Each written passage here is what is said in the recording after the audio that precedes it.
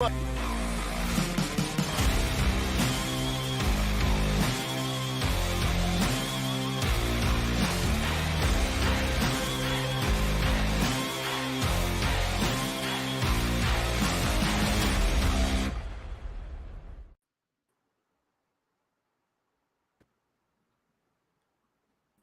change that dial.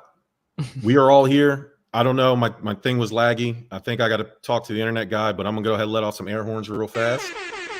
Get it together, bro. I know, man. Bad internet, man. Times are hard. I had to slow down the megs.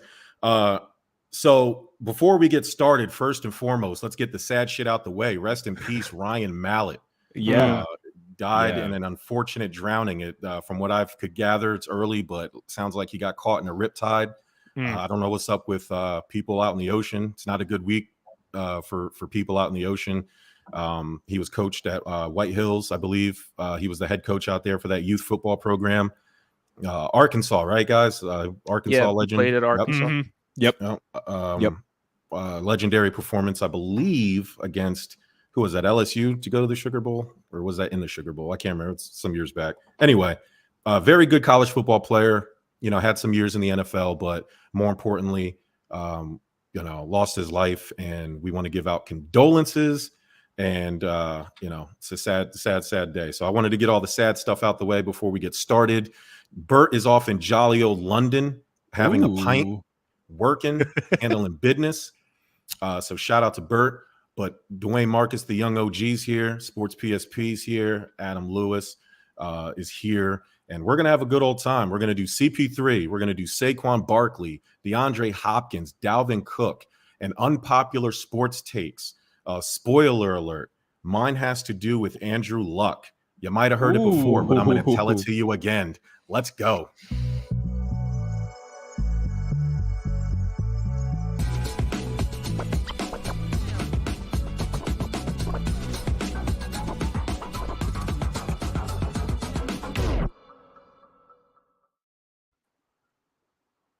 Sports. What's up, everybody? Welcome to Stuff About Sports, presented by the mighty Give Us a Shot Network. As I mentioned in the opener, the young OG, Dwayne Marcus, is here. Parnell, Saint, Prue, Sports PSP, the notorious PSP, is here. All right. Real estate god, the realest estate, Adam Lewis, is here. I was about to say, what's my name? What's coming up next? Man, I was trying to come up with something gangster for you, man. There's just you are real estate. They call you, realtor by day, podcaster by evening. Hell yeah, hell yeah, good podcaster. So, I got a couple of good swell guys here with me, man, and we're gonna talk some sports here. First, Dwayne Marcus. People know where to find you, but I don't want to leave you out. So go ahead and tell us who you are and where you're from and what you're doing. Right here. Want to give us a shot? Yeah, hell yeah, boy. Hold up. Let me get some gunshots out here for my guy. Jerm doesn't know this, but he's about to find out right now. I'm going to be going live twice this week. Once Friday night to talk WNBA, and again Saturday afternoon to preview Money in the Bank pay-per-view. And wow, I'll be begging Jerm for some title cards as soon as the show. All good. I'm on vacay, man. I got you. Sports PSP. Thanks, y'all, for having me on the show. It's been time, man. Can't wait to talk about some sports. Also, follow me up on Instagram, TikTok, Facebook, Twitter, YouTube.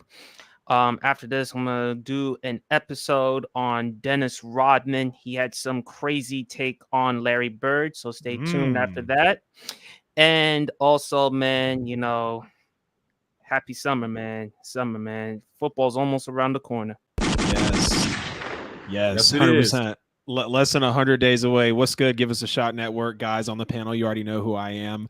One of the best shows out there, one of the cleanest shows at the NFL with AJL on all social platforms. If you're looking for everything NFL, and if you're looking for everything real estate, as Jerm said earlier, at Buy and Sell with AJL. Keep it simple for you guys across all platforms. If you can't find me, you're not looking hard enough, and I'm ready to cut absolutely zero slack with all three of you guys. Man, listen, that's what we do here, all right? As we mentioned before, you are listening to the best sports podcast on the internet. I'm done holding back, Dwayne Marcus. I'm done being humble out here, all right? We're the best. stuff about sports is the best.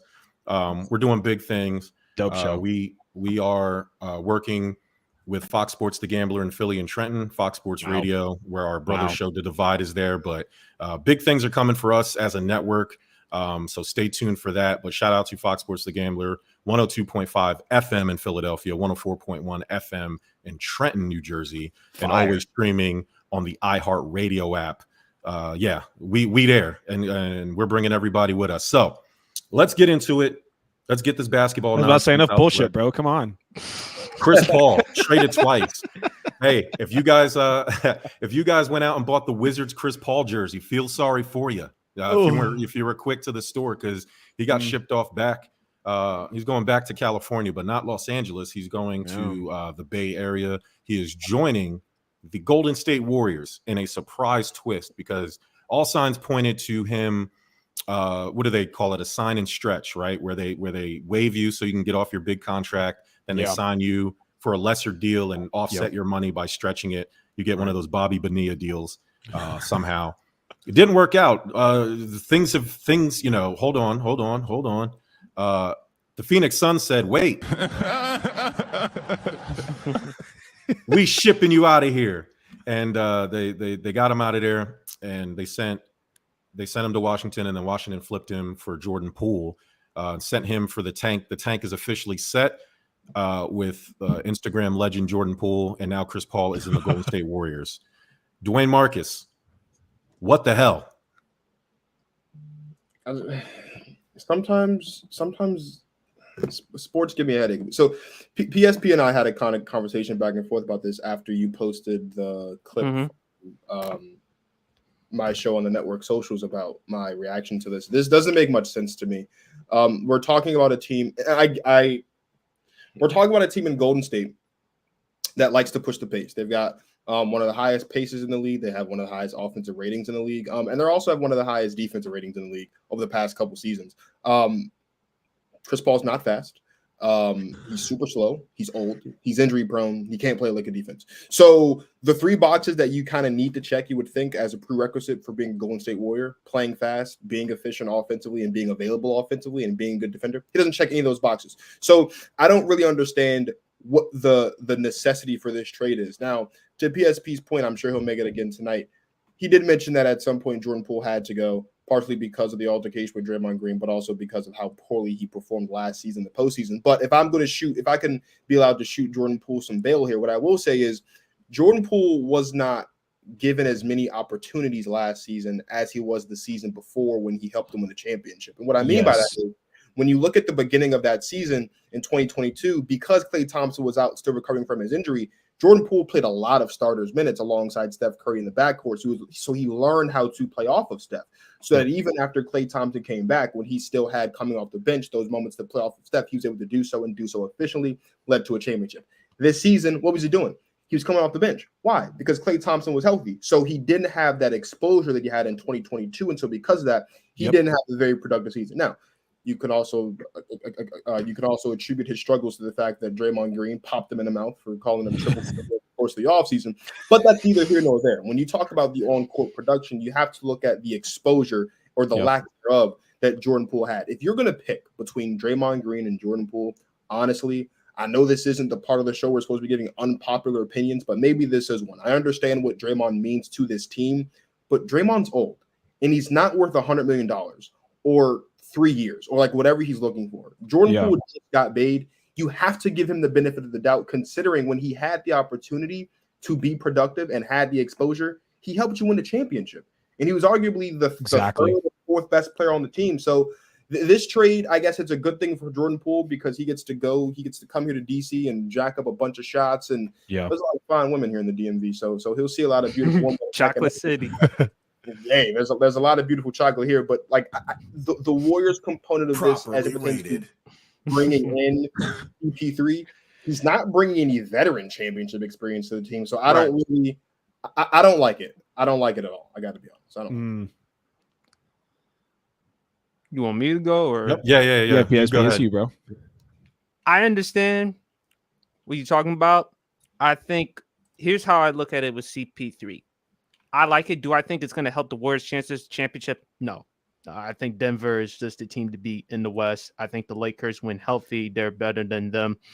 I do think, yes, Draymond does play a factor because I think from that moment it deteriorated. I understand Jordan Poole didn't get enough minutes in large part because of Klay Thompson being available, but some of the shot selection, some of the bad play in the playoffs, I do think it does count. In the Wizards, he gets to be the number one option there. He can be the scoring option.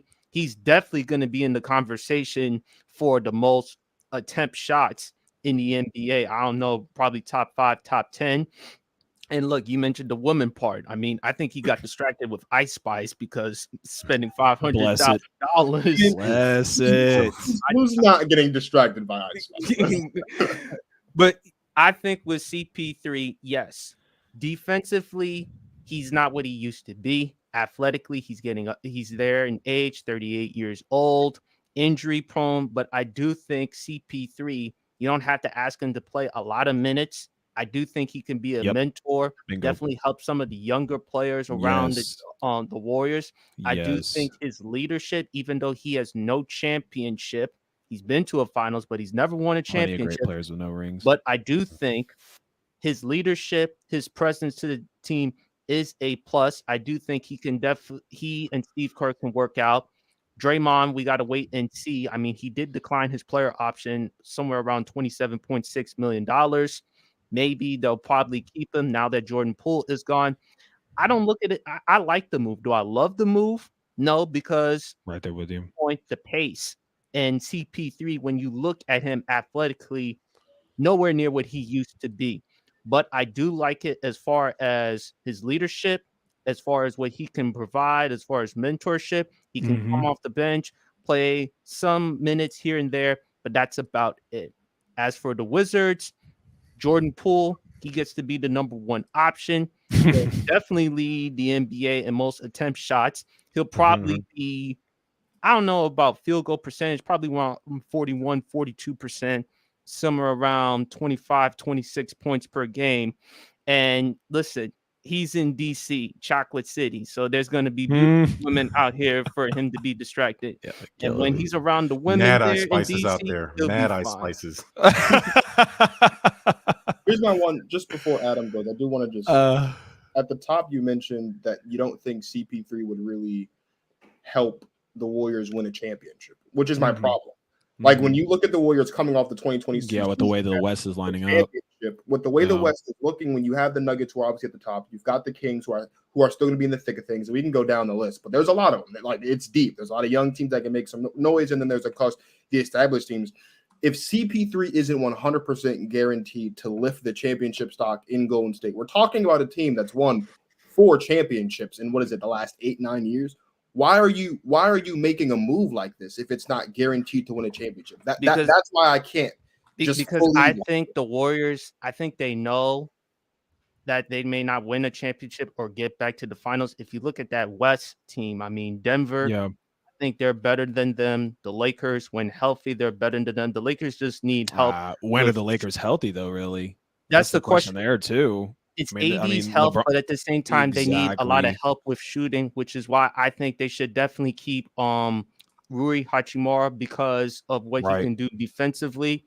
Then you look at the Clippers. The reason why the Suns won that series, let's just be honest, Kawhi got hurt, and then Paul George didn't even play in that series. Perhaps if the Clippers were healthy, maybe we would have seen a different outcome.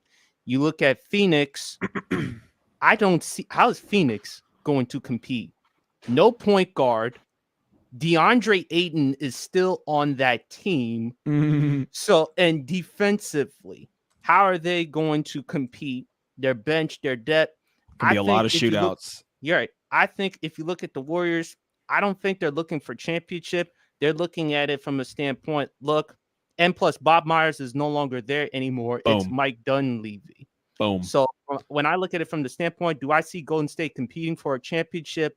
No, I don't see that. Right. But if they're looking at it from the standpoint, we'll compete, we'll probably win a series here and there. That's about it. That's why I think because of the expectations and how the West is, that's why I don't have a problem with the move. Yeah, I'm right there with you, PSP, and you guys kind of split the gap there. Dwayne, you were talking about how CP3's old, not quick, doesn't play great defense. Well, all the attributes that you need to be on the Golden State Warriors, right? And then PSP, I love how you turn around and you're giving CP3 his flowers. You're not ignoring the fact that he is a legendary point guard. I'm not going to sit here and talk about all the point guard stats or the accolades. I know he doesn't have a championship, but let's lighten up a little bit, right? I mean, how many great players do we know that don't have rings? We could sit here and name them all day. It doesn't mean that they're not great. It doesn't mean that they didn't contribute. And let's not forget when, people were talking about the Chris Paul effect, doing what he did for, I think they were the Hornets at the time, correct? If am I correct about that? Yeah, I think they were the New Orleans Hornets, if I'm not mistaken. Yeah, look, Louisiana background asking that question, but it shows you how much NBA I kept up with at the time. Goes to the Clippers, immediately improves them. Him and Blake Griffin become the show. The Rockets goes over there, makes their win percentage better. They're getting a little deeper in the playoffs. And then, of course, he goes with the Phoenix Suns, blows it in the finals. And before he went to the Thunder, and they were competitive during that time. I forgot about that. I actually forgot about that because I remember, I think it was like the Thunder and the Rockets. I want to say, weren't they in like a playoff series and it was kind of like revenge or something like that? I'm glad you brought that back up though. But when I first saw the move come across my screen, I was like, oh shit, I was like CP3 to the Warriors. And the fanboy in me just kind of got excited for a second, but then I took a step back and I was like, okay, we still got Steph. Yes, he's older, but let's not kid ourselves really about Steph and Clay. Like I understand it, and really the whole Warriors team. I understand how they played last year and how they exited in the playoffs, but let's seriously not forget how they were that championship contending team, how Jordan Poole was a part of that. And of course, all that's changed. I want to get to that a little bit. Marcus, you were talking about, or I think I can't remember if it was you, Marcus, or PSP, but you were talking about the exposure for Jordan Poole really wasn't there. And I feel like that's where kind of a lot of this angle towards Golden State is coming from is, they seem so different now. Like Jordan Poole comes in, he's stealing the show. People are calling him like the third splash bro. This dude is contributing in playoff games, contributing in finals, making shots. And then the exposure's not there. Clay comes back in, things happen. He gets a little healthier and he goes off into the wayside. But when you look at, again, CP3 coming into this team, like PSP said, he's going to provide that court vision. He's going to be a stable mentor. He is a veteran. Yes, he doesn't have a ring. But how does he actually work? And the only way I can see it is he's coming off the bench, minimal minutes. Like you said, PSP, you're not going to really ask a lot from him. Yes, he does average 18 points, 10 assists in his career, but we know that you're getting a 38-year-old Chris Paul. You're not going to be getting a guy that's sprayed from three constantly. Yeah, he can hit, some solid mid-range shots, but that's not what you're going to be looking for. More than likely, when Steph is on the bench, you're going to have a little game plan drawn up for Chris Paul to come in, and it's a bridge. Look, it's probably 1 year from CP3, maybe two. Bob Myers leaves, so it's kind of a confusing move. Klay Thompson is like, oh, this is a little weird, but he's looking forward to things being smooth with his teammate, right? It's a hell of a thing for sure, but I hope the Warriors can capitalize off of it. I hope Chris Paul can. Don't think it's going to be a title. But again, does he replace Poole? No. Does he start? No. What is he going to give you off the bench? More than likely minimal things. But I got respect for it, and like I said, it's a bridge. Probably just a little overlap, and they'll be moving on, and maybe Steph will be retiring once Chris Paul's out after a couple seasons. Who knows? And the other thing I wanted to add, with CP3, with Steph and Clay, it's great for those two because they're great off the ball. So CP3 with his court vision, his passing ability, I do think that will fit. Like I said, will they compete for a championship? No. Do I think CP3 is what he used to be athletically? No. So based on that and that alone, that's why I think it's I like the move. Do I love it? If CP3 were healthy and let's say if he were 5-6 years younger, I would love the move. This would actually help the Warriors' chances. But given the fact that he's there in age, defense, and you're not asking him to be as much as he used to be, I like the move though. Him coming off the bench, helping the younger players. He can definitely facilitate. It's also great for Draymond as well, because if Draymond does decide to stay, you have another facilitator. And also Steph and Clay, they're great off the ball. We all know that for a fact. So I like it. As for Jordan Love, get your 26, 27 points. Jordan Poole, I'm sorry. Get your 26, 27 points. You're in DC. It's still a big market. You'll like it there.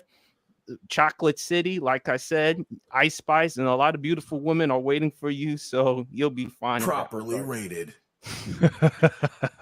So I was listening to all of you and I was taking mental notes. And Dwayne Marcus knows this because he's part of the team. Adam, you've been longtime collaborator with us. Here he comes. PSP, I have to let you know here we tell the truth. And it's only simply because I alone have a monopoly on the truth. You guys are talking like the Warriors are on this long, daunting journey back to the NBA Finals. Let me see when the last time the Warriors were in the NBA Finals. Let me check my notes. Oh, 2021, literally 2 years ago. They won. Whoa, with basically the same team. Last year, cool. What happened? And then you're saying Chris Paul, oh, he done fell off a cliff. Yeah, Chris Paul, what'd you do in Phoenix? Let me see when the last time they were in the finals. Oh, 2020, literally 2 years ago. So to say that Chris Paul can't help the Warriors is, to me, ridiculous. What were the Warriors' problems last year, right? When Steph Curry went to the bench, Jordan Poole could not run the offense because the team tried to run the same type of offense with Steph Curry off the bench with Jordan Poole. It didn't work. What did they need help with? They needed help with slowing the tempo and playmaking ability to get guys like Moody, Kuminga, and Kevon Looney the ball off of pick and roll. What does Chris Paul made a career out of doing? Setting up his guys around the basket, pick and roll offense, slowing the tempo. Also, you have the threat of losing Draymond Green. Now, every day that goes by, it seems more likely that he's going to resign there. But they can't predict that. They have to make contingencies. So you lose one floor general and you replace him with possibly the greatest floor general that's ever played the game. It doesn't, and even if you do re-sign Draymond, now you got two of those guys. So yes, he may not be able to contribute on the court, but his contributions off the court are way greater than what Jordan Poole certainly did. And at its core, if you just want to simplify it, who's a better player, Chris Paul or Jordan Poole? Chris Paul is. Hell, Jordan Poole. Listen, Jordan Poole, bro. He's the perfect tank player. Washington is lucky to get him. He is. You can safely conclude your tank because Jordan Poole will probably get a 50-point game next year in a loss to the Toronto Raptors because that's how Jordan Poole plays the game. He is like the Mike Trout of basketball. All the stats. Oh my God, Mike Trout did this the first time he's ever done it, and the Angels lose 4-3. That's the tombstone on the Los Angeles Angels of Mike Trout, and that'll be Jordan Poole's fate. Jordan Poole is not fraudulent. Good. Jordan Poole is he has TJ Houshmandzadeh syndrome. He was only good because Clay and Steph were on the court. When it was up to him, as we saw in the playoffs, or as we saw late in games, when it was all you, guess what happened? You crumbled. So I don't want to hear anything about Jordan Poole. He's a role player. He is not a star in the making. He's not some hidden gem. He's a good role player. He is in the John Collins category. He's just somebody that, I would like to have him, but he's not a contributing member to me on something great. He had a hot summer. Good for him. But when it's time for him to be we're going to find out about Jordan Poole here in Washington. Yeah, but as quick as you can say that Jordan Poole was a role player, what the hell has Chris Paul been the last 3 seasons? A role player. But a role player. But again, what did I just say? Chris Paul's contributions as a on court, it's his off the court. It's him being able to control the offense. That was the one thing Jordan Poole couldn't do because they were asking him to do it as Steph Curry's replacement. And they tried to run the same offense. And we saw how that happened. They went from literally one of the most efficient, best offenses in the NBA when Steph Curry's on the floor to when he's off the floor, one of the worst. That is a direct correlation. And they still had the best home record last year. Right. That's crazy, they have a really good team built around them, but that's a testament to Jordan Poole's inability to do what Chris Paul has made a career of doing. That's the hope here. Will it now? That's different than saying it's going to work. I don't know. Yeah. But I can see, when everybody was shitting on the trade or shitting on bringing him in, they made it seem like he was going to be a starter and he was going to play alongside of these guys. Right. Not only does Chris Paul fit. He fits. Not in the starting role. Not in the starting role. But we know how the NBA is. Just like the knock on Phoenix with having Beal and Booker. They don't need a point guard. You have 3 of the greatest individual scorers in the NBA. Pick and roll. Yep. Pick It's and kind of how roll. I feel too. You got buckets. You got 130 All points day. right there, just walking on that court. I mean, not between, the three of them collectively, Right. but they'll probably drop 75 combined if But what they're do you all do with healthy. Aiden, And though? let's hope it's not another, what do you do with Brooklyn Aiden Nets is thing. you talk him into, hey, this is the coach's job. This is Frank Vogel's job. Hey, bud. Damn, I forgot they hired Vogel too. Yes. And Vogel's the perfect coach for Phoenix because Yeah. what they are going to have to do on offense, that's his bread and butter.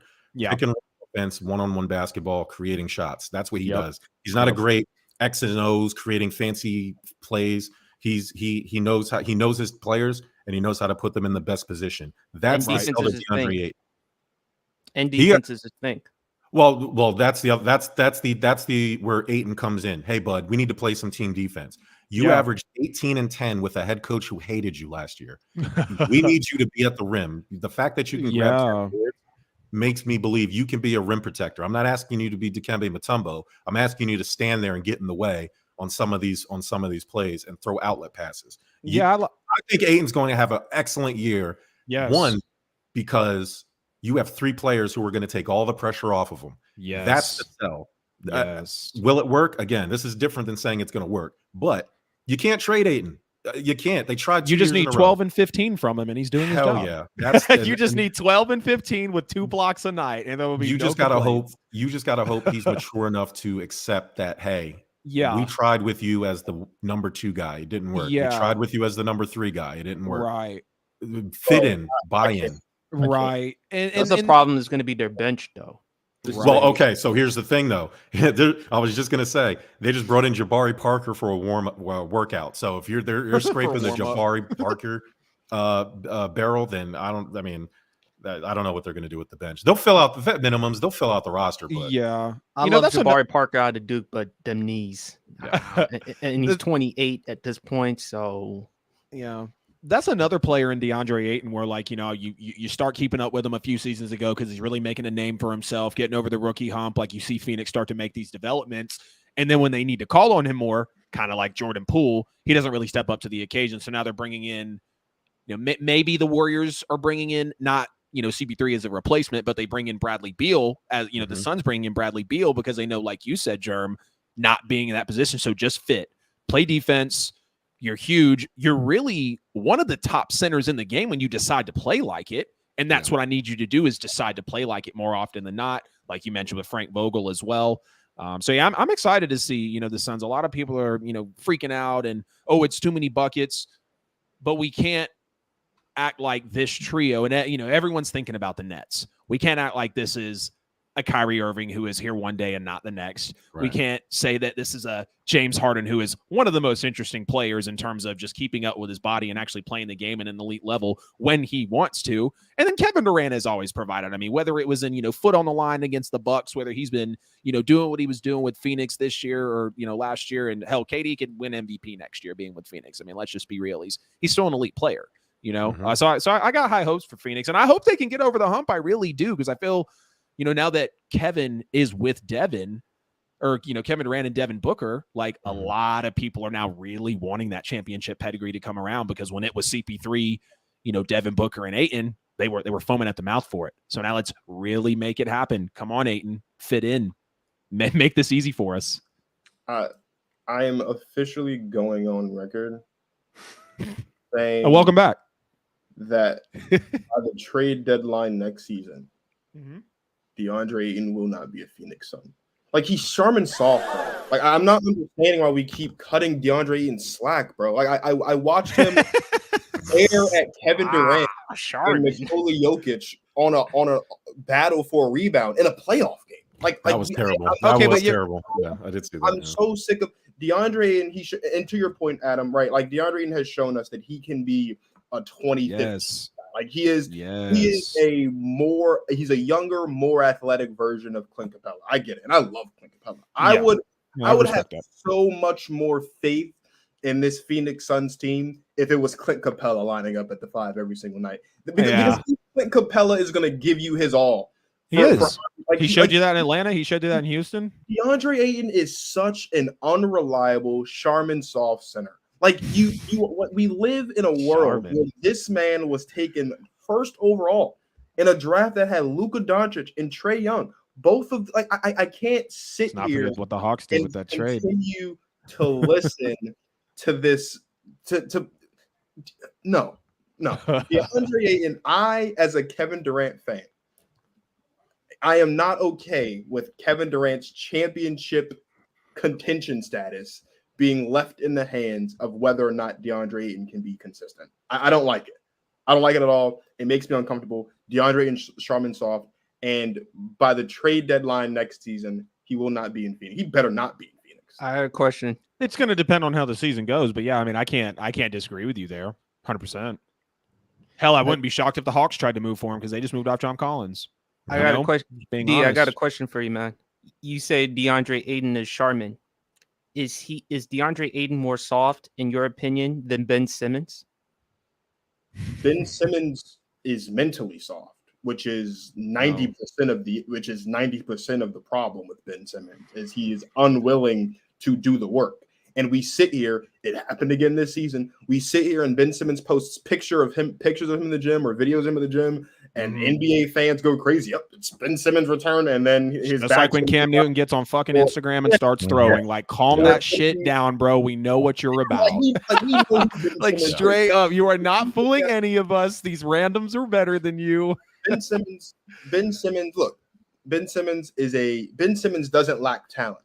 He lacks the consistency of what it takes to be an NBA player at the level that he is. He lacks heart. He lacks heart. He doesn't have no heart. I will give to DeAndre Ayton is that he has the heart and the mental toughness to show up to work every day. The problem with DeAndre Ayton is he's inconsistent. Ben Simmons just doesn't show up to work every day. And it's not like the Kyrie thing where he picks and chooses when he shows up to work. Ben Simmons, as we know, 2 seasons ago when he first got to Brooklyn, had the opportunity to play in that series against the Bucks or against the Celtics, and he chose not to. He chose not to. He left the team's group chat. So Ben Simmons has a mental issue. DeAndre Ayton has. That was because of his back. It's both. It's all It's because of his boy pussy. It's not because of his back. Lord. Now, if on a basketball front, DeAndre Ayton for Ben Simmons would be interesting because then it would give Phoenix what people say they don't have: defense and a point guard. So you think Simmons is just going to like untrap himself and come back? I mean, if you're KD, why would you put yourself in that situation with Ben Simmons again? You saw what he was. No. I'm not saying that. I'm just saying that would solve both the team's problems. But KD's not playing with Ben Simmons again. Ben. If anything, nobody is. Like Brooklyn is stuck with him. Like that. That situation is like Ben Simmons needs to come out and play a full season and play well and shut the fuck up. I'm sorry, but I think his career. I really think his career is done. Genuinely, ever since he shrunk in that series against Atlanta, Embiid freaked out when he passed that ball. When Ben Simmons passed the ball, under the rim. I mean, it's unfortunate. Another player like can play great, can be with some of the best. Not calling him a legend, but we knew what Ben Simmons was before that Atlanta series. Like he literally changed within a series. DeAndre Ayton is great for a season or a couple, and then they ask more out of him, and it's like now there's all these rumors of if he's going to get traded, teams offering for him, the Suns matching, Jordan Poole. So it's difficult to watch these guys really go through this because I mean they're all humans in the end of the day. Like we talk about. And as much as I know this show is edgy and stuff, like we talk about, the mental capacity and the boy pussy in this, but he's still a human at the end of the day, and he's just got to get through that shit. Honestly, all these guys do. He's an adult, and he makes decisions, and you get criticized for the good decisions. I learned a long time ago. There's good consequences. I agree and bad consequences. Series. I agree with that Atlanta series. The moment when he got exposed. And then after the game, they showed Embiid's reaction. I was like, it's over. Not just Embiid, Doc Rivers. When Doc Rivers was asked the question, do you think you can win a championship with Ben Simmons as your point guard? Doc's response was, I don't know the answer to that question. He knew the answer. He just didn't want to throw him under the bus, but he actually threw him under the bus. That was just one of those where like, I'm not addressing that next question. But it's hard after a tough playoff loss. They like to stick the microphone in there. But, let's switch to NFL. Shit, yeah. Dwayne Marcus, Saquon Barkley, Dalvin Cook, DeAndre Hopkins. Not to me, more questions than answers at this point. I feel like one of their situations would have been resolved by now. Seems like nothing's being resolved. Who gets signed first? Who should get signed, or who would you rather have? I'll answer all three. I feel like just because one of them is actually on an NFL team and the other two aren't, I feel like by default you'd have to think that Saquon and the Giants will come to some type of agreement so that he can play. I mean, I understand what the Giants have done over the course of the offseason as it pertains to what they did in the draft, especially when you look at not in the draft, but trading for Darren Waller, like the upgrades that they made to that wide receiver room to build around Daniel Jones. And I know they paid Daniel Jones, but let's be honest, this New York Giants football team has and always will go as Saquon Barkley goes. And if he's not on this football team, the New York Giants won't be playing playoff football again this season like they were last. So you would have to think that Saquon will get signed first. Yeah. And you said who should? What were the other ones? Like who would you rather have? Hopkins. Yeah, who would I rather have? Of the three? Who has the most to offer, I guess, would be the best question. Like who's one of them ready to help a team the most? Well, I guess it depends on what you're looking for, right? Like I think I don't mean to do this just because we're on the show with you, but like I think the Bills could value greatly from having a Dalvin Cook, right? Because it solves the biggest issue with the Bills, which is that pretty much every season of his career, brother too. Josh Allen has been their leading rusher. It's unacceptable. And it puts a lot of mileage on a body. And I understand Josh Allen's a big dude, but he can only take that'll wear down. So if you're talking that'll about wear down. Like he's not Bills, indestructible. Dalvin Cook would do wonders for the Buffalo Bills. For DeAndre Hopkins, if you're talking about a team like the Cowboys, you're looking at a team like the Ravens or a team like I guess the Bills again, like any team that could use another Kansas City? Like the Chiefs. Any team that could use that another wide receiver. I think the Pittsburgh Steelers would be a nice place for D-Hop just because he can be a veteran leadership for what is a relatively young receiver core. I don't know if he would want to go to Pittsburgh because they're not really looking to compete. I mean, he's visiting fucking Tennessee, so I would hope he'd consider Pittsburgh. Yeah, that's true. Tennessee, you should actually. Do you really want? I get it, Mike Vrabel and all. But you got Derrick Henry. Yeah, so I mean, I guess it just depends on what you're looking for. If you're a team that needs a running back like a Buffalo Bills, Dalvin Cook would be the answer. If you're looking for a guy that can come in and be a veteran receiver that when healthy can be your wide receiver 1 or your wide receiver 2, like it would be a nice fit. So it really just depends on what you're looking for. The unfortunate thing, though, for both Saquon and Dalvin Cook, and Dalvin Cook has mentioned this in a couple of interviews over the past couple of weeks, is the running back position has now become the most undervalued and underappreciated position in the NFL. And a lot of that has to do with the premium that we place on quarterbacks because we understand now that quarterbacks are the most important player on the field. Who do you need to So now what needs to happen? You need to have people to throw the ball to. So now wide receivers and tight ends have become more valued. And then on the defensive side, who are the people that stop these wide receivers? Cornerbacks. And who are these people that you're going to line up against to stop these tight end line? You got to get somebody to protect those. So now, because of this has become such a pass-happy league, the guys that are left out in the cold, that are left out in the dark, unfortunately, it's the running backs. But there are still they're the fixer-uppers of the league now. Yeah, there are still running backs in the market that deserve to be on a team, deserve to be paid, and can benefit. Look, if we sat through 2 consecutive seasons, and I don't mean to throw him under the bus like this, but if we sat through 2 consecutive seasons where a well past his prime LaShawn McCoy played for the Chiefs and the Bucks and became the friend in the group project that gets an A+ for doing nothing, then guys like Dalvin Cook and won back-to-back chips, didn't he? Yeah, absolutely deserve to be on an NFL heading into this season to potentially compete for a championship. So it just depends on what you're looking for. Dalvin Cook, D-Hop deserve to be in a roster. I do think, though, that Saquon will be the first to be signed because the Giants at some point are going to recognize they need Saquon if they want to get back to the playoffs. Easily. So let's do it this way. Then instead of figuring all that out, give me PSP, give me the best fits for each player, the best team that each player should go to. And since I switched up the question, I'll just go ahead since I've already been thinking about it. Saquon's best fit for me is the Dallas Cowboys. If he's going to leave the Giants, figure out a way to get to Dallas. Replace Zeke. He's healthier. He's a better pass catcher. It'll help Dak Prescott tremendously. I know they have Tony Pollard. Tony Pollard's not a power back. They need a power back like Saquon. So there's that. DeAndre Hopkins, Adam Lewis. your beloved New Orleans Saints. Yes, thank you, brother. Thank is you. the perfect spot. Give him a little slinger like Derek Carr. You need Derek Carr, Michael Thomas, my Buffalo Bills. Don't mention that name. DeMar He's not Hamlin a New Orleans Saint. literally died and came back before Michael Thomas will return to the NFL. So therefore, you need to replace him. And Olave needs a running mate, a proper running mate. DeAndre Hopkins has stuff left in the tank. The New Orleans Saints would be now I know their money situation isn't great. You're gonna have to figure that out. But in terms of we light money on fire and throw it to free agents. Hey, listen, why not? Money's money, man. Money's only money. just spend it. Who cares? Figure out a way to get D-Hop in New Orleans. I think that would be the best fit if you want to set up Derek Carr for success. Dalvin Cook, no bias. The Buffalo Bills. I mean, come on. Didn't he say he doesn't want to play with his brother? He did say he did not. He said his brother just got the starting job and he wants his brother. He doesn't want to take that from his brother.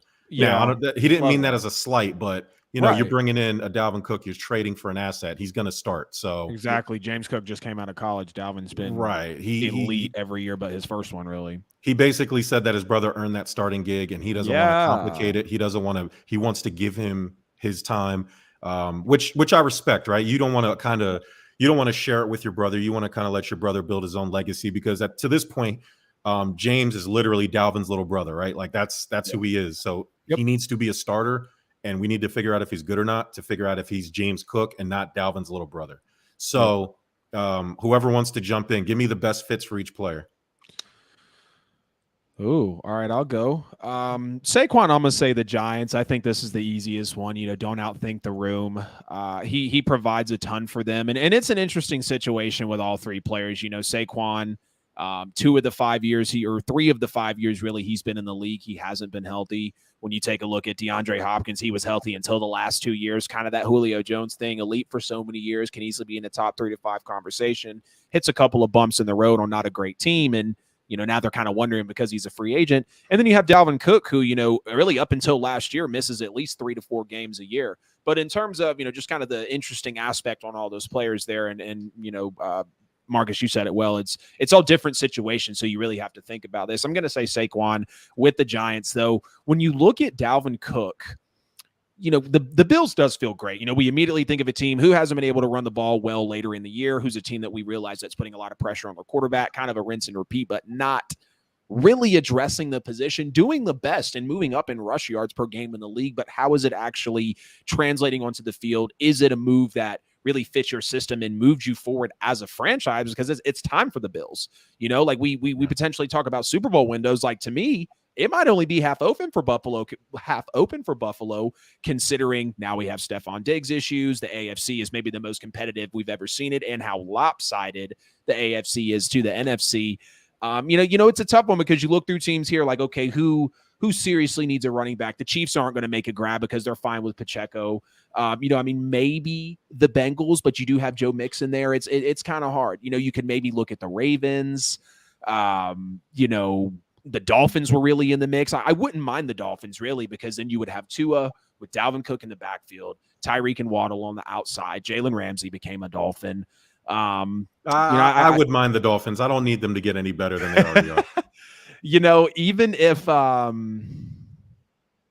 if Denver brought in Dalvin Cook, because they are because Williams. I think I'm missing a player who's there. Who's there? Yeah, Williams. Javonte Williams. Right. He'll be back from his ACL injury. I mean, he's going to be. The Eagles have someone, the Niners have someone, the Vikings cut him, which I think is stupid. But and I want to get into that a little bit. The Vikings are so pass happy. Justin Jefferson, they get TJ Hawkinson from the Lions, if I'm thinking of that correctly. Yes. They take the best receiver in the draft in Jordan Addison, in my opinion. So when you look at how they're so pass happy, and it's unfortunate because Dalvin Cook, like, he's been an elite back. He has a nose for the end zone. He can do it all. He can catch passes. But again, up until last year where he played all 17 games, Dalvin Cook's only playing 13 games, 14 games, 13 games, 11 games, played 4 games his rookie year. So it takes some time to actually see Dalvin Cook be consistently healthy. And when you look at what Alexander Mattison does and how undervalued running backs are now, really Alexander Mattison is all they need. When Dalvin Cook was making 16, 17, 18 million a year and having super fat cap hits because of the contract that he signed, and then you look at what Madison can bring in, it confused the hell out of me because I'm like, how do you cut a running back like that? But when you dig into it from the aspect I just went on from, it's like, oh, unfortunately, and I posted about it on my YouTube channel, it makes sense. It makes perfect sense why the Vikings cut him. Hey, Adam, what YouTube channel are you talking about? At the NFL with AJL. There you go. Thank you, Jimmy bro. Thompson, not even biased, says Dalvin needs to go to the Dolphins. No, he doesn't. He also says that DeAndre Hopkins is still a top 12 wide receiver 1. So, I agree with that. I believe D-Hop is more in his wide receiver 2 days, been in the league for about a decade. He's made his money. He's been in some big games, but it's time for him to go win one. It's time for him to really contribute and go win one. Dalvin's tough, man. I'll honestly say the Dolphins because I was a fan. And I'll even potentially go, damn, I just had the team earlier. I just was talking about the team earlier. We'll pop in with a PSP if you got it. Yeah, PSP. What you got, dude? I think Saquon should stay with the Giants. Daniel Jones agent has to be agent of the year. His agent has to be agent of the year because the fact of the matter, you get a 4-year, 160-something million, 40 million guaranteed. Yeah. But that's on the Giants by not picking up his 5th-year option. And because he had an improvement year with Brian Daboll, and given how much value he means to the team. Only problem with Saquon is just durability. That's been the problem throughout his career. So I would like for him to still finish his career in New York. I agree. Dalvin should go to the Dolphins. Yeah, because I feel like sticking. I know, but back in Florida, South Beach, they need to help and protect Tua because we all know Tua with his durability issues. Mike McDaniel, the head coach there, he loves to run the football. Why not have Dalvin Cook? I mean, the past 4 consecutive seasons, he's had over 1,000 yards rushing, 43 rushing touchdowns, a perennial Pro Bowl running back. So why not have him there?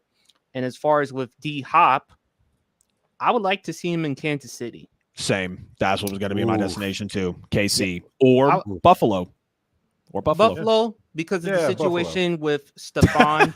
And I don't know how they feel with Gabe Davis. Gabe Davis is at best a number 2, not a number 1. I like D-Hop in Kansas City. With Andy Reid calling the plays and with Patrick Mahomes, another weapon, takes a little bit of load off of Travis Kelce. I would like to see that, though, if you're D-Hop. Yeah.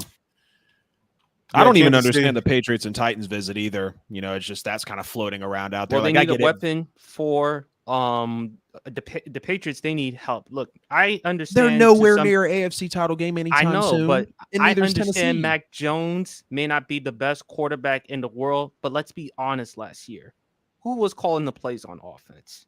Matt Patricia. Who knows nothing when it comes to offense. He's at best a defensive coordinator. Mac Jones may not be the best quarterback in the world, but he was in a bad situation. I feel like you got to give Mac Jones something to work with. It goes to show you with Bill Belichick, Brady clearly won the narrative. It's Brady over Belichick because I just feel like with Belichick, he's tried different things and it just hasn't worked or panned out so far. I think with which player would I rather have between Saquon, Cook, or D-Hop? I would say Cook because I still get the consistency production. I agree with D. It's just unfortunate with how running backs are. They're now just an afterthought because there's so much emphasis. The game is predicated around the quarterbacks. I mean, the offense, as far as with the tight ends now, the wide receivers, I mean, the defensive linemen, they've gotten so much better. And of course, the offensive line, you got to get offensive line to protect the quarterback because, again, if you don't, you put the quarterback on suicide watch. So it's very unfortunate with running backs nowadays. And Dalvin Cook, it's even though 28 years old, or 27, 28 years old, that's like 50 years old by NFL standards because it's just easy for guys to replace running backs like that. You can get them in the second, third, Tyler fourth. Algier, Isaiah Pacheco. Yeah. I mean, the Falcons, I don't know why they took Bijan Robinson. They could have drafted Jalen Carter, but go figure. Horrible pick. I mean, he didn't Horrible play yet. pick. I mean, they don't need a running back. The Falcons were literally first or second in all major rushing categories last season. Rush yards per game, rush yards per play, they're gonna have an nasty carries per game. If Ritter's gonna be, he's bummed. I'm waiting for the Senator Taylor Heineke to take over. Once he starts, the Falcons are gonna be all right, man. I'll tell you what, don't sleep on the Falcons. So it'll be interesting. Like I said, Saquon probably will stay with the Giants, but Dallas needs to get they need to get Cook. That would be sick. I didn't even think about that. That'd be really sick. Dallas could probably use one of those two guys if they can't pry Saquon. Dhop, again, if he wants to ring chase, then sure. Kansas City is a good spot. Buffalo, we don't have money for that. People play sports to win chips. Man, listen, if you want to ring chase. That's why Patrick Mahomes said he's more concerned about rings and legacy than he is with winning. Sure, he could take all the money that he can get because, after all, he's the best quarterback, let alone the best player. But he realizes if he does that, then how are you going to take care of Chris Jones, Travis Kelce, and all the other players? And plus, that's exactly why Tyreek Hill left. Right. Mm-hmm. And plus, he's making money off the field with the endorsements, the sponsors. So he'll bought some of the Royals too, the 1% stake. All right, let's get to it. Dwayne Marcus, what is your best unpopular sports take? I don't know if it's my best, but it's my most recent one, at least. And I haven't said it out loud yet because the football season's not here. So leave it to the Facebook felon to force me to release all the Facebook felon. my unreleased content. This is easy though. I think the Rams are going to win the NFC West. Exit NFC. The Los Angeles Rams. Los Angeles Rams. so let's take a couple things into consideration here. When you look at the NFC West, the Cardinals, afterthought, they'll be picking in the top 3 of the draft. Whatever, like that's neither here nor there. That's easy. When you look at the San Francisco 49ers, which I understand it's very difficult. The 49ers, despite the talent around them, and George Kittle's spoken a lot about how well this roster is built, and he's correct. The one thing you have to worry about is who is going to be your quarterback. Right? Is it going to be Trey Lance, who so far this season has proven nothing? Is it going to be Brock Purdy, who could very well prove next season, if he is the starter, that he was picked last in the draft for a reason? Or is it going to be Sam Darnold, a guy who no one has faith in and got scared out of New York because of the ghosts? Right? So like the 49ers have a big question at the most important position on the field. Then you get to the Seattle Seahawks. And you have a Seahawks team, again, solid roster. They've got a solid defense. They've got a solid offense. They went out there. They got Jackson Smith-Njigba, who I think was the best receiver in the draft. But here's your one issue. Your quarterback is Geno Smith.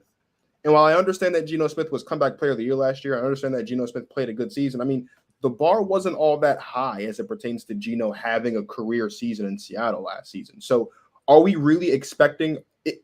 Is it realistic to expect the Seattle Seahawks with a second place schedule for Geno Smith to replicate what he did last season? I don't think so. The Rams fell apart last season. I understand it's because Matt Stafford missed games. You got Kupp and Stafford both coming back off injury. It's because Aaron Donald missed games. When your 3 best players miss considerable chunks of the season due to injury, you're not going to win a lot of football games. I think the Los Angeles Rams, healthy this season, will be in the thick of things. They'll win the NFC West. And in a very wide open NFC, I think they have a legit chance of making it back to the NFC Championship game. Hell no. I love it though. I see the respect on McVay. I love it. As much as I love McVay and Aaron Donald, future first ballot Hall of Famer, and I love Matt Stafford, the question is, do you trust the Rams to stay healthy? Because last year they were decimated with injuries. I do. And the reason why I do is because the 3 players that got hurt, if you check their record, how often do they miss large chunks of the season? Not very often. Like, it's not like we're talking about, and I'm just going to pull these names we were just talking about. It's not like we're talking about a Saquon Barkley who's perennially missing games. It's not like we're talking about a Dalvin Cook who, as Adam alluded to, is missing 4 or 5 games a season. It's not like we're talking about a D-Hop over the past couple of seasons has been injury prone. Like, Matt Stafford is one of the Ironmen of the NFL when it comes to being available. Cooper Kupp hasn't really had an injury issue, and Aaron Donald, again, same thing, one of the Ironmen of the NFL. When you are losing your 3 best players due to injury, you're not going to win football games. It's just not going to happen. So, I understand they lost Jalen Ramsey to free agency or via trade. They have nobody Miami. on offense. I understand bro. that, but They have nobody on offense outside of Cooper Kupp. I think last season had a lot more to do with the injury than it had to do with the Rams just played a bunch of bad ball. Is all. Yeah, that's fair. Sony Michel's their starting running back. They're not going to win anything. Cam Akers But- is a running back. Who? Cam Akers. Big Cam Akers. What has he ever done? I mean, tell me where he's finished in the he fantasy was running again back the off. Achilles injury that he had though. Yeah, Cam Akers hurt himself in preseason that one time, I think. Hey, guess what, guys? Hey, you're came not back new. in 9 months. Hey, you're not new to the show. All right, I'm in the results business, not the excuse making business. Okay, I don't want to hear about that shit. PSP, give me your unpopular sports take. I don't know. I mean, I mean, either I did say a couple of months ago, Justin Herbert. At one point, I thought he was overrated because I just got tired of people anointing him like he's this great pantheon quarterback. And let me be clear, I think he's top 5. If I had to rank my top 5 quarterbacks, I have Mahomes in a class by himself. I have Burrow. I have Allen. Believe it or not, I actually have Jalen Hurts over Justin Herbert, and I have Justin Herbert 5. I have Lamar 6. I'm sorry, Aaron Rodgers 6. I have Lamar 7th. I have Trevor Lawrence 8. Whoa. This is going to shock some. Yeah, I have Trevor Lawrence 8. I think he's top 10. I think that's he can. your unpopular sports take. Trevor Lawrence. Yeah, right there. Trevor Lawrence. Actually, if you think this is my still unpopular gotta sports take take, the I got jump, more. bro. Yeah, I actually have Geno top 10. that's hard to say, man. He had one good year. That's hard. I know it's the one yeah. good year, but considering Russell Wilson, do I think Russell Wilson will be better this season compared to what he was last season? Yes, because Nathaniel Hackett, I believe he was just there primarily because of Aaron Rodgers. Right. Then you look at the offensive line last year. They didn't do a great job of protecting Russell Wilson. And also Russell Wilson did hold on to the football a little bit longer. Yes. So they've definitely improved the offensive His line. tape looked very bad. Yeah, they were very bad. I think with Russ, he has something to prove because if he doesn't have a good year, and we all agree, Mahomes, like I said, best quarterback class by himself. Herbert's like the second best quarterback in that division. Russell Wilson is at best third. If he replicates, if he has another bad season, it might be it. Because the Broncos, they can move on. The Broncos already said they're looking for an exit strategy in case he plays bad again. Right. They openly said that. Contract. Who's doing this? They're just going to have to take their losses, bro. But I think with the new ownership, can they eat up the contract? Yeah. Russ has another. The contracts don't matter. Contracts in sports don't matter. Russell Westbrook had really 2 don't. untradeable contracts and got traded both times. Russell Westbrook. Who's going to trade for an aging quarterback with 2 career terrible seasons back? A team that needs to start over. And you have to release. It happens every year. We always say this guy cannot be traded. We can't live. Well, listen, can't do I this. wanted Russ to go to the happens. Commanders, but unfortunately, we stuck with Carson Wentz all of last Don't season. bring him here. Do not bring Mr. Unlimited here. Don't bring him here. Mr. You a Commanders fan? I'm not a Commanders fan. Here's what I love about the Commanders being terrible. I want them to take for Caleb Williams. No, he won't. Keep him far away from Let's me. ride. What I love about the Commanders being terrible is that when the worse they become, the easier traffic will be in Maryland. Football season. There will be no traffic. Like the building is already collapsing on itself. It's already collapsed. Right. Don't give people a reason to come here. Russell Wilson alone can sell tickets in DC because DC fans are idiots, which isn't an. Are they going to change the name of this team now that Josh Harris is in charge?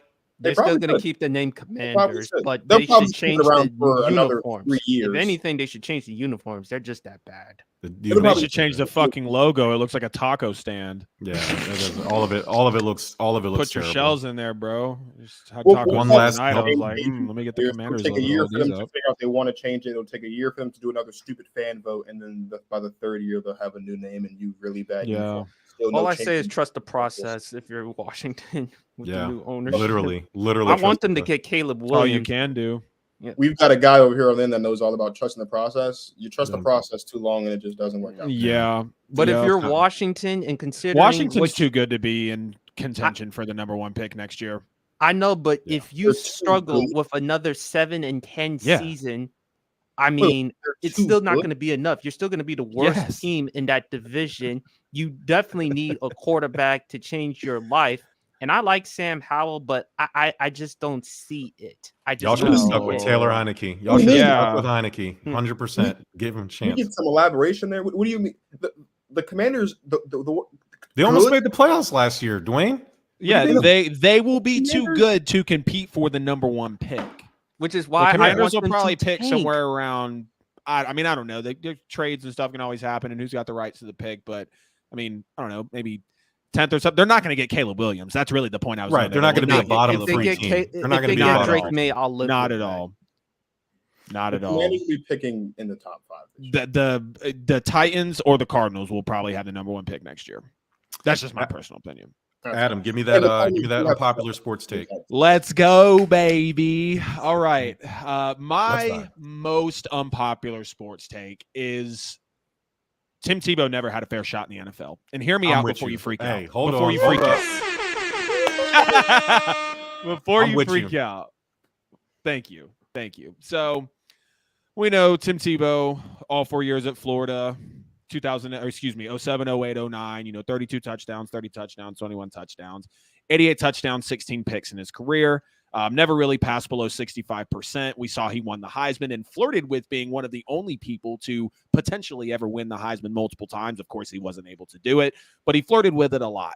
And Tebow was, clearly picked where he was in the draft for a reason. I feel like we all remember, if we were watching college football at that time, he was at one point what felt like the best player in college football. I mean, he was the face of the sport. Him coming into the league, people were super excited about him. Not everyone felt like that, but the hype around Tebow was crazy. He goes into the NFL in the first year, and I get it. He stinks it up. He's got 9 games of them. He only starts 3, goes 1-2, 50% completion, 5 touchdowns, 3 picks. He looks like shit. We get it, right? Comes back next year, splitting some of those starts with Kyle Orton, I believe. He goes 7-4.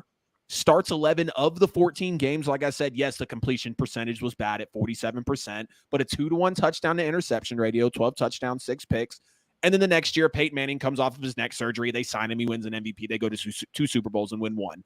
So clearly the reason that Tim Tebow was moved out was justified because of Peyton Manning coming in. But I don't believe a college player that played to his height, to his level, had as much respect and really national awareness actually as he did, not only as a college player, but going into the league. I don't believe 2 years was enough for him to adjust. And we're just going to ignore that he actually went 7-4 in the 11 games that he started. Right. And was still only completing 47% of his passes. And beat Pittsburgh in the playoffs. Right. So that's 316 yards. That is one game. I think Tebow literally completed 6 passes in that game. He did not complete a lot of passes. Hey, Adam, in that game, winners but win, they dog. won. Winners win. It don't matter. No, exactly. And that's what I'm saying. People want to remember the Pittsburgh game. They want to remember how he never threw for over 50%. They want to remember this, and that. And, under Urban Meyer at Florida, what the fuck ever. Right. Tim Tebow did not get a fair shot in the NFL. 100%. That is honestly a take I've had. I mean, I really started. Ironically, I really dug deep on that take right around the time he was trying to be a tight end, I think, with the Jaguars. And I was like, okay, let's really look at the reflection of Tebow's career, because I was like, one, Tebow, what are you doing? Right. Clearly, he got the job because Urban Meyer's slobby ass was there and they played together in Florida. And literally one preseason snap and he was off the team. Urban was like, bro, I can't even help you there, dog. Like, you looked horrible. Yeah. Right. And, it was, I mean, to be honest, it was laughable, but we all try new shit in life, right? We all we're literally all here on a podcast, all in different parts of the world, because we believe we have the talent to do it, right? So that's kind of the feeling I had there for Tebow stepping into that position. But yeah, I think by far my most unpopular sports take is Tim Tebow did not get a fair roll of the dice in the NFL, and the NFL stands for not for long, right? Okay, like true. I'm not sitting here like let's play the violent. No, put that shit away. But he didn't get a fair roll, and I'll stand on that, dude. 100%, I'll stand on it. I think back to Tebow, I think the worst thing that ever happened to him was Peyton Manning getting neck surgery.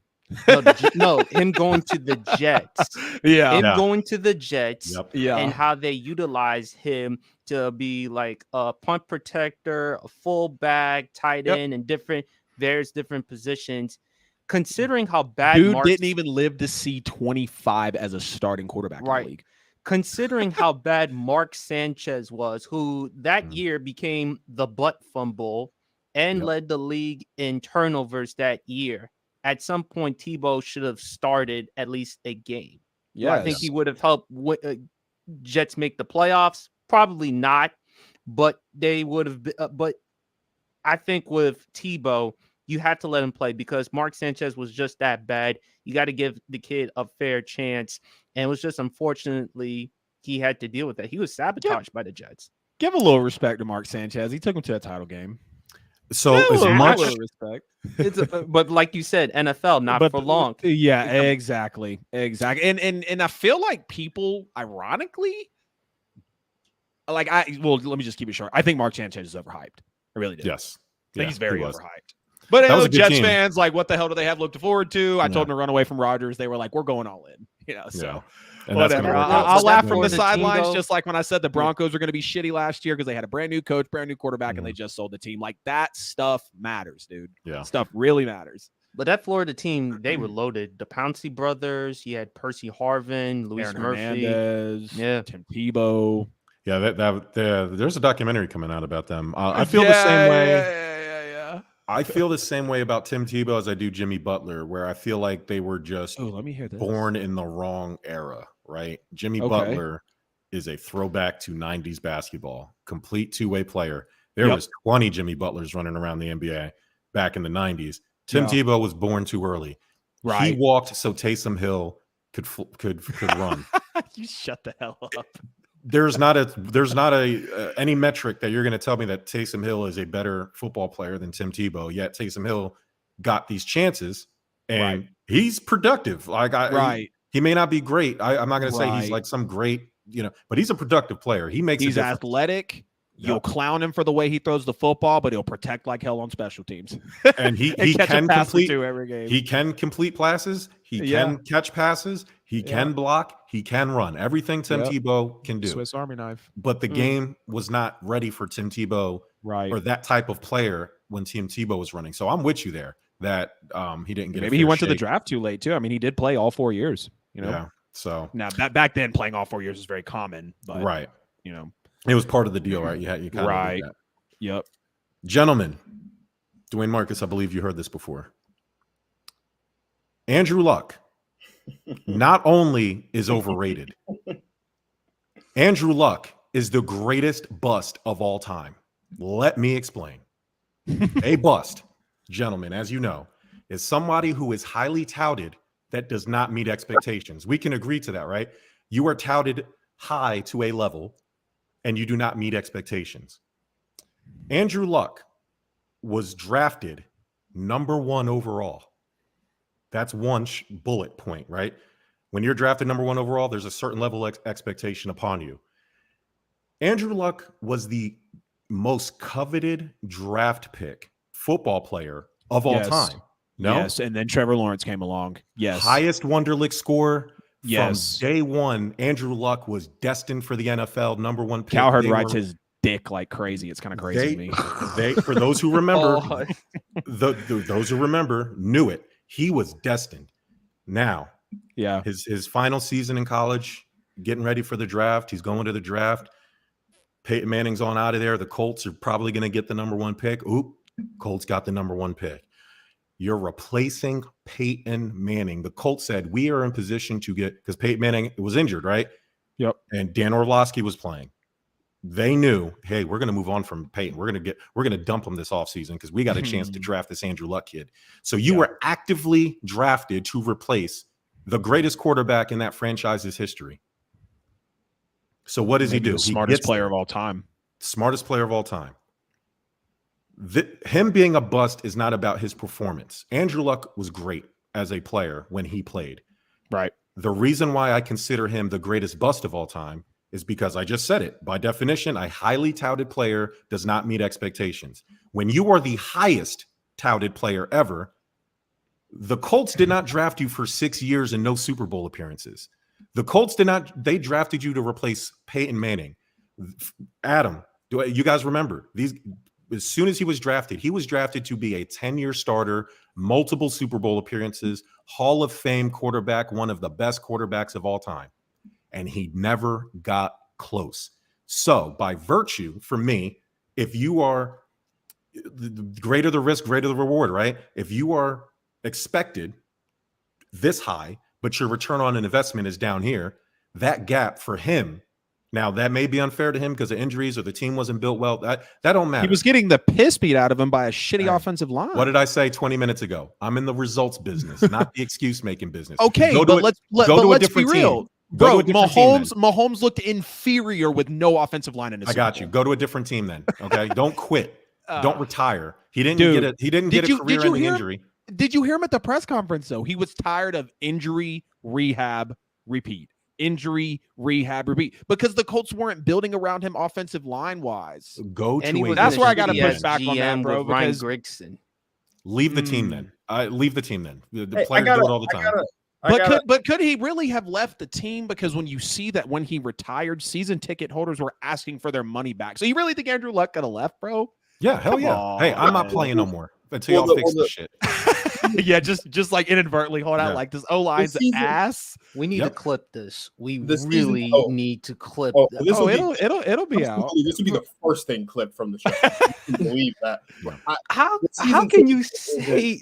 Okay, I'm sorry, D. Go ahead. You're good. I mean, the season ticket thing is an Andrew Luck. I've never 100% agreed with the Jerm on this take, but I do understand where he's coming from. And I have, every time Jerm's brought this up, I have always mentioned this one thing, and it's out of his control. I always mention the game against the Patriots with the whole deflated football thing and how if it weren't for that, the Colts probably would have made it to, and I don't remember who the Patriots played that year. They probably would have made it Seahawks. Yeah, so they probably would have made it to the Super Bowl that year. I don't know if they would have beaten the Seahawks, but they would have. Andrew Luck at the very least would have a Super Bowl appearance, and maybe Jerm wouldn't consider him the greatest. Hey, Dwayne, what else do I say on the show? If my aunt had balls, she'd be my uncle. I don't want to hear all that shit, dog. Don't want to hear that. I don't want to hear that shit again. And we're talking about, okay, so even then, yeah, I understand that. Yes, fine. Let's say that I buy that, right? That's one instance. Again, they did not draft him for 6 years and maybe one Super Bowl appearance. So that I 100% agree with you on. When you look at it from that perspective, from the talent, and when you look at what he was able to do, we're talking about a guy in Andrew Luck who led back, if I'm not mistaken, is still one of the greatest, or not, I'm sorry, the greatest comeback in Colts franchise playoff history. One comeback. Yeah. He had the 38-10 game against Kansas City.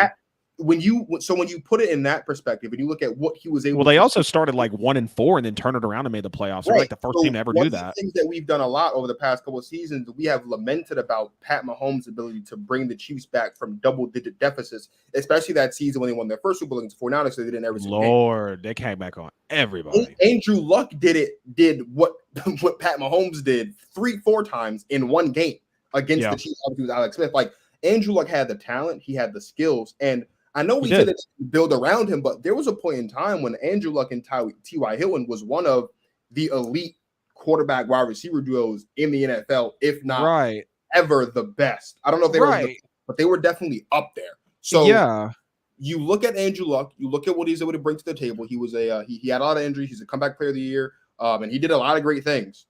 I've never 100% I'll never say he's the greatest bust of all time. But I've never denied that When I say the greatest, I'm not talking about talent. I'm talking strictly. I know what you mean. Yeah, expectations. The expectation for him specifically as the but when you say greatest, you think he was a great player that just didn't live up to his expectations? You could say greatest disappointment, or not great. You think he was a good player But I think at the time, and again, maybe I'm showing my age because maybe I'm the only one. Like I think people misremember because of the way he went out. To me, Andrew Luck he wasn't on Brady, Manning, Breeze level, Ben's level. He was in like the Matt Stafford, Matt Ryan level. He was on that like top second tier level. Right. But he was really what I feel like Kirk was honestly a better quarterback than Andrew Luck. Call me crazy. Kirk if Cousins you want, is a but perennial Kirk can fucking deliver, bro. Right. If you want to look at advanced stats, Kirk Cousins was perennial top 10, 12 on every quarterback stat almost every year he's played. Andrew Luck's slightly above that, right? Like I think but Andrew Luck to me was like you had Matt Ryan, Andrew Luck, and then maybe like Phillip Rivers, like these guys, like literally the person I was going to say, and that he was always in that range to me. But I think because now he did have one of the greatest rookie seasons I've ever seen. But and I think that kind of when that happened, I was like, okay, they might have something. But every year after that, except that one magical year you guys were alluding to when they started 1-4. Yeah, 2014, and they started. No. Wait, my bad. That was just best quarterback year. Sorry. So, but either way, he had that 1 year where they started bad, and then they ended up making the playoffs. That was that's his legacy, right? Yeah, I think that was 2018. He had 4,600 That was the year in which he won comeback player of the year. They made the playoffs. They beat the Texans. Yeah. I mean, you look at Andrew Luck's career, average per year, 4,000 yards, 2-to-1 touchdown interception ratio, but 29 touchdowns, 14 picks. I mean, cool. The Colts didn't draft him for that. Passer rating. The Colts did not draft him for that. Right. That's where I'm headed to with when I say the greatest bust. Again, I'm not saying he's on the same level as Jamarcus Russell and Ryan Leaf. What I'm saying is, but you can't. I'm not tearing off busts here. Like the Colts did not get their return on investment with him, right? Adam, you're a real estate guy. You did not. You were promised a mansion and you got a trailer. I mean, it's just like when you moved into this mansion, it looked great on the outside. The driveway was nice. The landscaping was good. You walked in, you had decor from the 60s and the 70s. Like it just wasn't. It didn't live up to what the pictures were showing me. Right? The plumbing was bad. The walls are falling apart. Cast iron everywhere. Cast iron, shiplap, old shiplap. So it's like, that's what I mean when I say greatest bust. I do he was a great player. He's a good player. I'm not taking that away from him. But I think people have this negative connotation when I say bust. They automatically think Jamarcus Russell. They think Anthony Bennett from the NBA. There's different types of bust, whether it's from injury, poor play, whatever. The not Jerry Jeudy. Who's the Raider guy who killed somebody driving drunk from Top Golf? Henry Ruggs. That's a bust because they drafted him high and they did not get their return on investment on him. And so people attack me, but that is my most unpopular sports take, but I will die on that hill if I have. That's why it's unpopular, bro, because it starts conversations. I'm sure I know the answer, but I don't think we've talked about this, Jerm. Mm-hmm. Zion a bust? Quickly approaching. He better figure if this year is Ben Simmons a bust. Ben Simmons is a bust because he's already been on two. He's about to be on his second team. Like that's a bust. The Sixers did not get their return on investment. If you're getting traded within your first 10 years of being a number 1 overall pick, and that's or your first 5 years, right? Ben Simmons didn't make it 6 years, 7 years with the Sixers. That's a bust. He's a true bust. Zion has time. Zion was injured. And he's continued to be injured, but now he's starting to get this off the court bullshit that's tying into him, quickly poisoning that well. He has 1 year for me. And Dwayne Marcus, we said this when I argued against people with Lamar Jackson. You have to give me a 3-year sample size before I label you anything. Sure. Zion, you better give me a year. You better fix this shit, or he will quickly end up a bust to me. My analysis on Zion is very simple, and I think when you look at now how many games, and I went over this a little bit on the show I did with Justin. An NBA player, if an NBA player plays for a basketball team, he plays all 82 games of the season. He plays on a play-in team that has to play both play-in games. He makes it to the NBA Finals, and all 4 rounds he plays 7 games. It's 112 games possible. Zion's played 114 games in his career. Yeah. So he's played 2 more games in what is it, 3 or 4 seasons. Mm-hmm. One player can play at most in a single season from opening game to the end of Game 7 in the NBA Finals. To me, Zion is already a bust. I can't. When you are for all the same reasons, we're the number 1 overall pick in the NBA draft for a team, the New Orleans Pelicans, who Like He was the most hyped prospect since LeBron. right. Yeah, You were sure. supposed to be the catalyst. Like we've been talking so much about Victor and all the hype about Victor, and we've talked about how Victor is the greatest prospect since LeBron. But Zion was the most hyped prospect since LeBron James. Yeah. And so Yes. far, he's played 46% of possible games. He's played less than half. He hasn't even played a season and a half of football of basketball yet, and he's played 3 seasons. Zion is already a bust to me. Do y'all think Blake Griffin's a bust?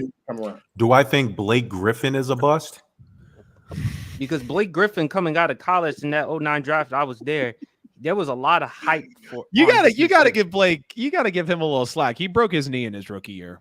He broke his knee when he was supposed to come into the league, so that delayed his rookie year. Because think Blake is a bust. I don't think Blake was a bust either. Blake at one point was the best power forward in the NBA. Yeah. At one point for actually, oh yeah, absolutely. Yeah. But back when the big man was actually, this was before you had your Jokic shooting and Right. shit like that. You know, Giannis trying to develop a jump shot. Like, no, this was like when Blake Griffin shot a three. When Blake Griffin shot any jump shot, it was ugly, but he was catching lobs and honestly just, doing layups and maybe a spin move here or there. I like Kevin Love more. I just like them as a shooter, better passer.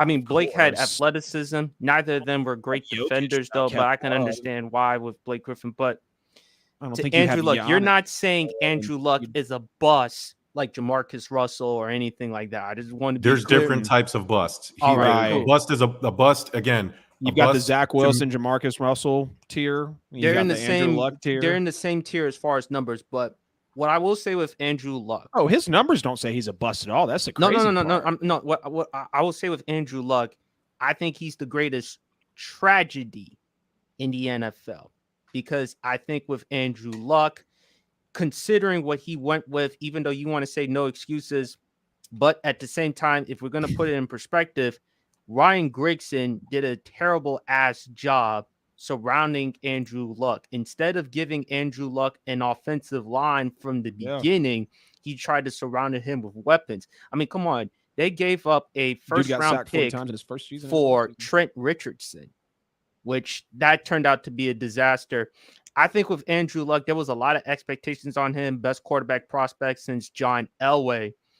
I wouldn't say greatest bust. If you want to say greatest disappointment, greatest tragedy, okay, that's fine. Greatest bust to me is Jamarcus because coming out of LSU, best pro day ever by an NFL quarterback. I know, but at that time before Jamarcus Russell, this is a dude who was 6'6", 260, who could launch a football 70 yards in the air on his knees. Mel Kiper even went as far as comparing him to John Elway, which is a joke now. But I just think with Jamarcus, he's the bust in my opinion because he just took his talent, his abilities, his skills for granted. And I just didn't think he cared enough about football at the time. Andrew Luck was supposed to be one of the greatest quarterbacks of all time. Is he one of those? No. Okay. No. All right. Dwayne Marcus, go ahead. I just one name that popped into my head, and I don't think you and I, Jerm, I don't think we've talked about these. I just want to get your opinion on. One of them, I'm sure it's very obvious, but the other one, I don't think we've talked about. Is where would you rank RG3 and Johnny Manziel on your list? Oh my God, you're trying to kill me as a Commander. Johnny Manziel was just dog shit actually when he came into the league. RG3 started a team with what they were started 3-6 at one point. Yeah, they were 3-6. I say, brother, take it away. You're a fan. They were about 3-6 at one point, and RG3 won his 7 in a row. Yeah, they won 7 in a row. Now he was never the same. Not just that playoff game against Seattle, he was never the same since that Haloti Nada hit in his rookie year. But RG3, his first year, he was balling. 20 touchdowns, 5 interceptions, made the Pro Bowl, helped Washington win the division. The problem with RG3 was injuries. He was in some damn good commercials, too. The Adidas all in for week 1. But the problem with RG3 was his attitude because according to Washington sources, he and his father said, we're tired of running the read option offense. We want to be Peyton Manning. We want to be a pocket passer. And that was the mistake that RG had at the time. Looking back on his career, it probably would have served him well if they let him stay in the pocket. But you know what RG3 could have been had it not been for injuries and not for his change of offense? Probably Lamar. not as athletic as Lamar, but close to it because he was a very good passer coming out of college. I thought he was better as a passer coming out of college than Lamar. He could have been Lamar Jackson, but Johnny Manziel, I love Johnny, but he was a bust. I mean, he had demons though with the alcohol. I mean, thank God Jerry Johnny Jones never didn't take fooled him. me in college. Yeah.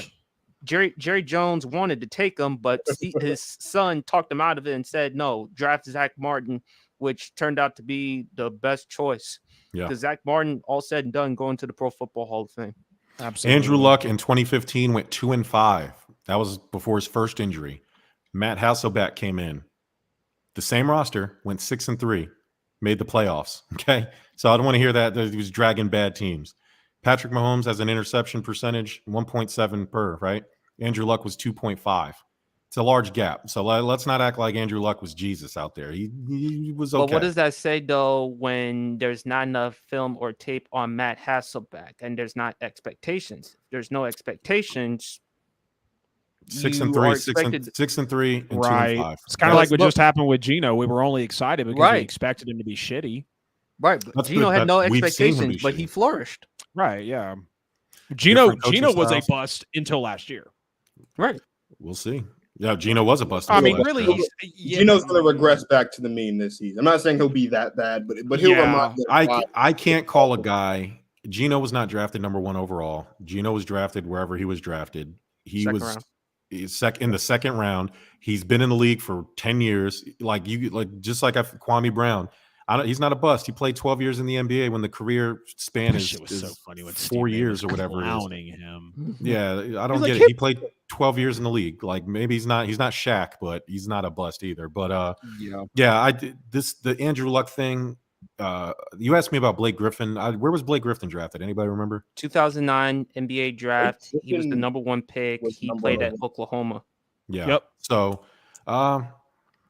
no, he was a star player for LA for a number of years. Lob City. I don't know. Lob City does not happen without Blake Griffin. I don't know if he's a bust.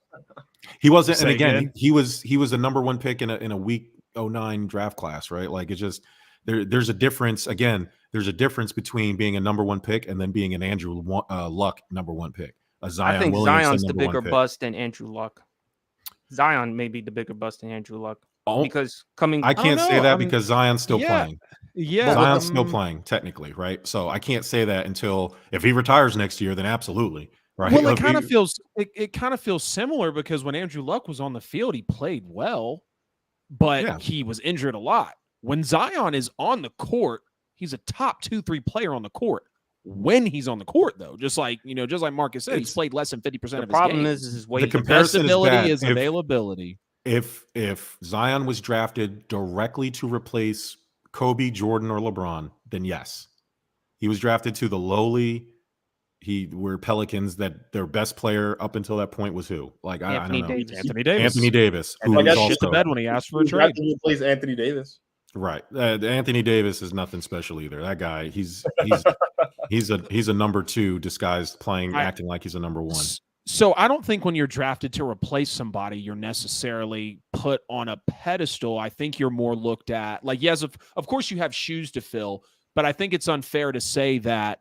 Fuck my point, dude. What point were you just making about somebody replacing somebody? Peyton Manning? Sorry, he was drafted to replace Peyton Manning. That was an Zion replacement. Because Zion wasn't drafted to replace anybody doesn't mean that the expectations weren't higher. We just all sat here and said that Zion was the most hyped prospect since LeBron James.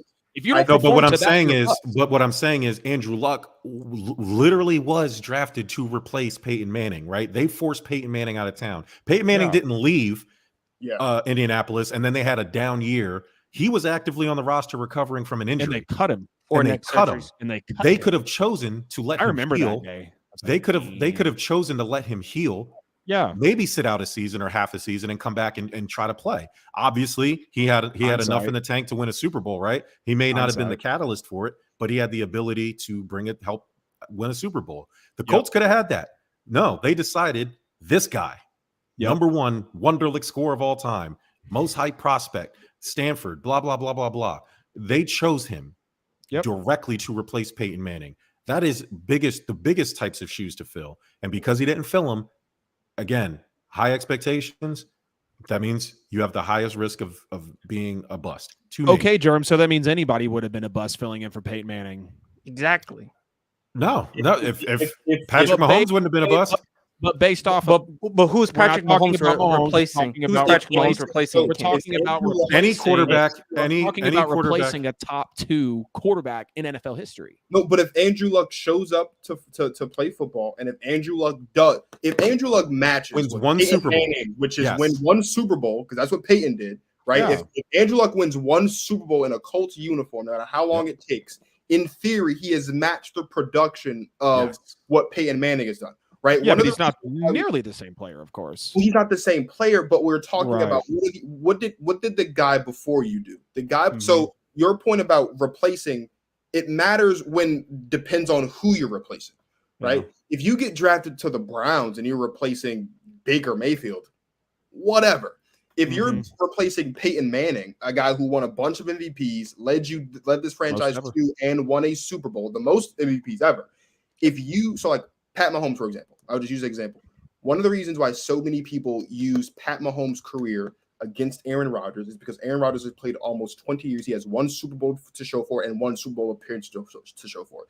Pat Mahomes, in 6 years, has 2 Super Bowl wins, 3 appearances, half the number of MVPs that Rodgers has, and like a bunch of other stuff, right? If Andrew Luck goes to Indianapolis and wins 1 Super Bowl, and if it's the Deflategate year, in that amount of time, he has already matched what Peyton Manning. The coronation. Okay. They got their return on investment on him. Right. And anything Period. after that, now you're talking about, can Andrew Luck become the greatest quarterback in Colts history, is what you'll be looking at after that if he wins more Super Bowls and wins a couple of MVPs like that. So it depends on who you're replacing, right? To your point, Zion replacing AD, not that big of a deal, because AD in New Orleans, was he a great player? Sure. But was he a transcendent top 5 player? He didn't elevate the team at all. He was at great best top 10. individually. But when you're talking about like the guy whoever the guy is that's going to, let's say, replace Steph Curry, whoever that guy is supposed to be in Golden State, if he doesn't be the return investment, which is lead them to a bunch of championships, then he's a bust, because those shoes are massive to fill, and that's just who Steph And Curry only if the team, just be filling on. right, and only if they are literally drafting you to actively replace that player. For that reason. Mac Jones is not replacing Tom Brady because there was a gap in between them. Mac Jones just has to be Mac Jones. A bust? No, because he doesn't have any expectations on him Mac other Jones than has to be to Mac play. Jones. He didn't actively replace Tom Brady, right? He wasn't drafted. How? Because Cam Newton was their bridge quarterback. Oh, in between. true.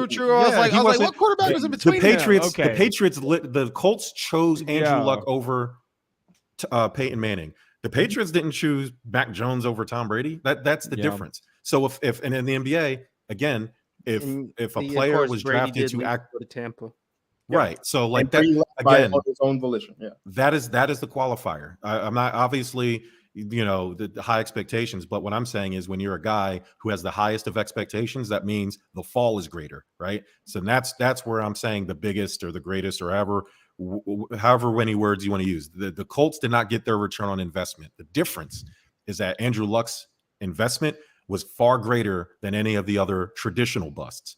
That's where I'm going with that take. I got Mahomes over Peyton. Mahomes is a top 5 quarterback of all time, period. Now I got him top 3. Woo! I don't know about that. I got him top 3. Brady, Montana. I already have Mahomes over Manning. As great as Peyton That's was, fucking crazy, PSP. I'm No, so no, sorry. It's not. Here's why. Here's That why is so why I fucking say that. crazy, Todd. What was the knock on Peyton Manning? He couldn't be. His regular season wasn't great. No, No, his postseason wasn't great. He was the best. Oh, no, regular yes, his season postseason. I'm quarterback sorry, of yes, all his time. postseason What wasn't Aaron great. Rodgers? Although Peyton has more accolades, longevity. Mhm. Patrick Mahomes, as D mentioned, 5 years as a starter, 5 consecutive AFC Championship games. You notice Patrick Mahomes not yet even played not one road playoff game. You know how crazy that is? That's absurd in 5 years. That's absurd. Yeah, 5 years. He became the first player since Kurt Warner back in 1999 to win the regular season MVP, the Super Bowl, and the Super Bowl MVP. All the other quarterbacks who've won the MVP, they've been to the Super Bowl or close to it, but they've never won it.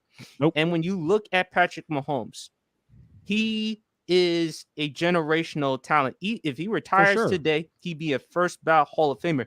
Sure. His greatness in the regular season, but I also see the greatness in the postseason. Yeah. And when I look at Peyton, that's the glaring difference. And I look at all the other things Mahomes can do on the football field, such as his improvisation, his arm, the arm, the way he can come from behind and win games in big moments. People will never forget the 24-point comeback against the Texans, the 10-point comeback against the Titans in the AFC Championship game, the Super Bowl against the 49ers, and of course against the Eagles. And when you look at it, the beauty of it, he's only 27. And he's he's about to be 28 in a couple of months. Yeah. And he's got another 10 plus. He has the potential to go down as the GOAT. No question. Yeah. Fresh, within the next 3 years, we could be some are already calling him the greatest of all time, but within the next 3 years, he could build enough of a resume to say he's the greatest quarterback to ever walk this planet.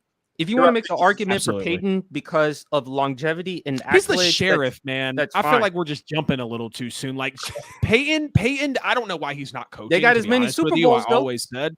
Say again. They got as many Super Bowls, though. Yeah, you're right. But are we going to who? So, I mean, first of all, look what Mahomes walked into versus what Manning walked into. 100%.